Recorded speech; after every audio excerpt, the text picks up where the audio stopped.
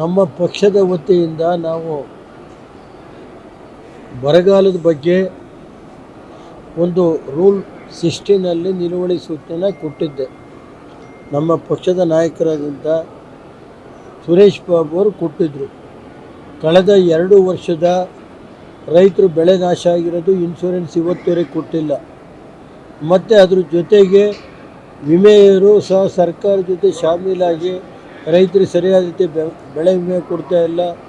ನೀರಾವರಿ ಪ್ರದೇಶದಲ್ಲಿ ನಾಲೆಗಳು ಬಿಟ್ಟಿಲ್ಲ. ಹೇಮಾವತಿ ಇರ್ಬೋದು, ಕಾವೇರಿ ನದಿಯ ಅಚ್ಚುಕಟ್ಟು KRS ಡ್ಯಾಮ್ನಿಂದ ಇರ್ಬೋದು, ಯಾವುದೇ ನೀರು ಇವತ್ತು ಕೃಷಿ ಚಟುವಟಿಕೆಗಳಿಗೆ ಒಂದು ಹನಿ ನೀರು ಬಂದಿಲ್ಲ.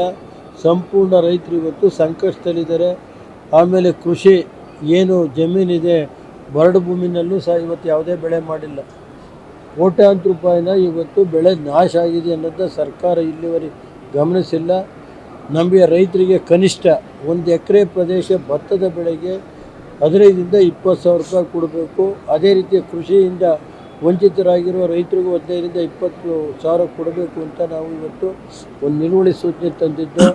ಆದರೆ ಇವತ್ತು ನಾವು NDA ಜೊತೆ ಇರುವಾಗ ನಮ್ಮ ವಿರೋಧ ಪಕ್ಷದ ನಾಯಕರು ರಾಜ್ಯದ BJP ಅಧ್ಯಕ್ಷರಾದಂಥ ಒಟ್ಟಿಗೆ ನಾವು ತರಬೇಕು, ಇದು ನಾಗೇಂದ್ರ ಅವರ ವಿಷಯ ಇರುವಾಗ ಅದಕ್ಕೆ ಇದು ಬರಲ್ಲ ಅನ್ನೋ ದೃಷ್ಟಿನಲ್ಲಿ ನಾವು ಅದನ್ನು ಇವತ್ತು ನಿಲುವಳಿ ಸೂಚನೆಯನ್ನು ನಾವು ಏನು ಕೊಟ್ಟಿದ್ದೀವಿ ಅದನ್ನು ಮುಂದಿನ ದಿನದಲ್ಲಿ ತಗೊಳ್ಳೋದು. ಇವತ್ತು ನಾಗೇಂದ್ರ ಅವರ ಇದಕ್ಕೆ ಸಂಪೂರ್ಣ ನಾವೆಲ್ಲ ಸೇರಿ ಒಟ್ಟಾಗಿ ಹೋರಾಟ ಮಾಡಬೇಕು ಅನ್ನೋದು ವಿರೋಧ ಪಕ್ಷದ ನಾಯಕರು ಏನು ಹೇಳಿದ್ದಾರೆ ಅದಕ್ಕೆ ಸಮ್ಮತಿ ಇದೆ. ನಾವು ಮೀಟಿಂಗ್ ಮಾಡಿ ಆ ಸಮ್ಮತಿಗೆ ರಾಜ್ಯ ಅಧ್ಯಕ್ಷರು ಮತ್ತು ವಿರೋಧ ಪಕ್ಷದ ನಾಯಕರು ಏನು ಹೇಳಿದ್ದಾರೆ ಅದಕ್ಕೆ ನಾವು ಬದ್ಧ ಅಂತೇಳಿ ನಾವು ಪೂರ್ತಿ ಏನೇ ಇರಲಿ ಸದನದಲ್ಲಿ ನಾವು ಒಟ್ಟಾಗಿ ನಾವು ಈ ಸರ್ಕಾರದ ವಿರುದ್ಧ ಎದುರಿಸಬೇಕು ಅನ್ನೋದು ನಿರ್ಣಯ ಮಾಡಿದ್ದೀವಿ.